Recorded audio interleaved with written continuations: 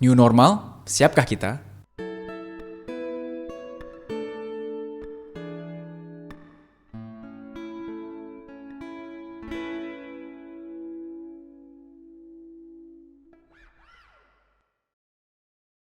Halo semuanya, selamat datang di Mako Talk bersama saya Rehan Maditra.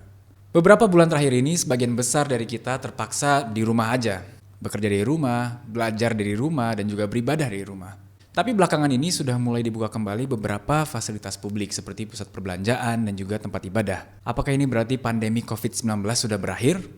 Belum. Virus ini masih ada dan pandemi ini masih berlanjut. Muncullah istilah new normal. Ada juga yang nyebut kehidupan baru ataupun kebiasaan baru. Semua istilah ini pada dasarnya merujuk pada satu hal, yaitu kemampuan kita untuk adaptasi di tengah pandemi COVID-19. Kita nggak perlu takut dengan istilah new normal, karena pada intinya nanti kita bisa melakukan semua kegiatan seperti semula, namun dengan beberapa perubahan, terutama dalam cara kita menjalani kehidupan kita sehari-hari. Banyak langkah yang sudah dilakukan pemerintah dan juga para pemegang kebijakan dalam mempersiapkan kita memasuki era new normal ini. Seperti upaya-upaya pencegahan, pelacakan, dan juga perawatan pasien-pasien. Sambil kita semua menunggu adanya vaksin, langkah kita sebagai individu akan sangat menentukan outcome-nya nanti. Langkah kita sebagai individu selama new normal ini akan sangat menentukan nasib kita sebagai bangsa ke depannya. Jadi kita harus ngapain? Nah, kebetulan saya juga dapat video edukasi dari tante saya, Dr. Erlina Burhan, spesialis paru yang juga merupakan juru bicara COVID-19, pengurus besar Ikatan Dokter Indonesia.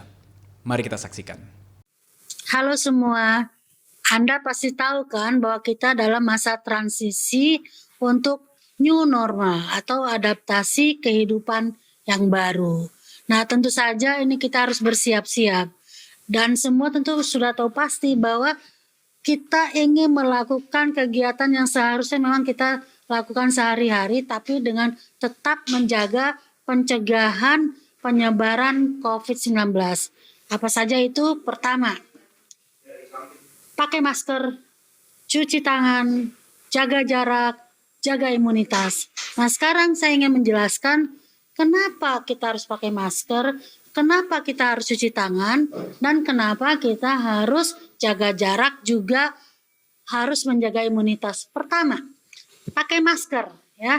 Jadi Anda barangkali semua tahu sekarang bahwa banyak sekali OTG, orang tanpa gejala. Nah, orang tanpa gejala ini adalah biasanya anak-anak muda yang sistem imunnya baik sehingga walaupun terjangkit COVID, sistem imunnya bisa mengendalikan COVID, mengkontrol COVID sehingga tidak terjadi kerusakan organ sehingga tidak menimbulkan gejala. Tetapi dia berpotensi menularkan dan kita tidak tahu siapa saja orang yang OTG ini. Itulah yang mendasari kenapa sekarang sebaiknya semua orang memakai masker. Jadi masker itu adalah untuk melindungi orang lain jangan sampai tertular. Dan orang lain juga memakai masker untuk melindungi supaya kita tidak tertular. Jadi intinya kita pakai masker untuk saling melindungi. Ya. Yang kedua, kebiasaan kedua yang harus dijalankan pada saat new normal adalah cuci tangan. Mengapa kita harus cuci tangan? Cuci tangan pakai sabun atau hand sanitizer ya. Kenapa? Ini untuk melindungi kita, bukan melindungi orang lain. Jadi kalau tadi masker untuk saling melindungi, cuci tangan untuk melindungi kita.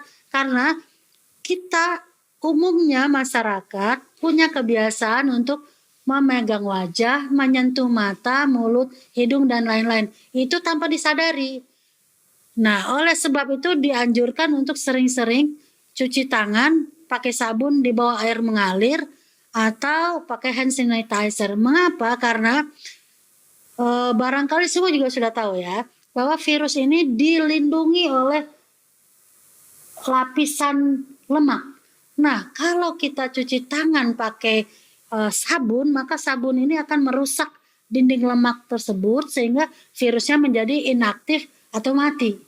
Ya, jadi walaupun kemudian kita menyentuh wajah sudah tidak ada virus, jadi kita aman. Ya, demikian juga hand sanitizer. Hand sanitizer itu mengandung alkohol 70% dan ini sudah cukup untuk membunuh virus atau menginaktifkan virus COVID. Sehingga lagi-lagi cuci tangan ini untuk melindungi diri kita agar tidak terjangkit. Nah, bagaimana dengan jaga jarak? Jaga jarak ini juga saling melindungi. Kita tidak tahu orang sekitar kita. Ya, jadi orang di sekitar kita yang berjarak 1 meter itu melindungi kita supaya tidak tertular, dan kita juga melindungi mereka kalau seandainya kita ternyata juga adalah OTG. Ya, jadi intinya saling melindungi. Satu hal lagi, jaga imunitas. Ya, saya sebutkan tadi yang terakhir kan jaga imunitas. Nah, menjaga imunitas ini adalah untuk melindungi kita. Jadi 4 hal dilakukan, 2 untuk saling melindungi, 2 lagi untuk melindungi diri kita sendiri. Jadi sistem imun yang baik itu akan bisa mengendalikan virus kalaupun kita terinfeksi, sehingga virusnya menjadi inaktif atau tidak berbahaya. Oke, jadi kalau ingin new normal life, jadi kehidupan yang normal dengan tata cara yang baru. Artinya itu tadi menjalankan, ini bicara tentang COVID loh ya, menjalankan segala kegiatan dengan normal tapi tetap dengan mempertahankan agar diri kita tidak terjangkit dan orang sekitar kita juga tidak terjangkit. Intinya adalah mencegah penularan kepada banyak orang. Ya, demikian, mudah-mudahan bermanfaat ya. Nanti selanjutnya kita bisa sesi tanya jawab. Salam. Terima kasih banyak dokter untuk pesan yang barusan. Ingat ya teman-teman, hal-hal yang harus kita lakukan biar kita siap menghadapi new normal. Kita rekap dulu yuk, ada 4 hal yang harus kita lakukan. 2 hal untuk diri kita sendiri dan 2 hal untuk orang lain. Yang pertama, gunakan masker. Jangan lupa, terutama saat kalian keluar dan ketemu orang lain. Pastikan juga masker kalian tertutup secara rapat. Jaga jarak juga dengan orang lain minimal 1 meter agar droplet dari hidung dan mulut kalian tidak sampai nyebar kemana-mana. Dan kalau kalian mau lebih hati-hati lagi, kalian juga bisa bawa alat makan sendiri dari rumah saat kalian keluar. 2 hal yang bisa kita lakukan untuk menjaga diri sendiri adalah yang pertama, jaga imunitas.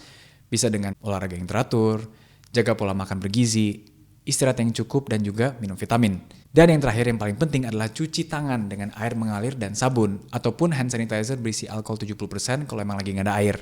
Untuk teman-teman yang mungkin masih bingung cara cuci tangan yang baik dan benar, kalian bisa klik link di atas pojok ataupun di kotak deskripsi di bawah. Teman-teman yang mungkin nggak enak badan ataupun emang nggak harus keluar banget, please stay at home biar kalian tetap aman dan juga orang di sekitar kalian juga aman. Dan jangan lupa saling mengingatkan ya. Seperti kata Dr. Elina tadi, habis ini kita akan mengadakan sesi Q&A.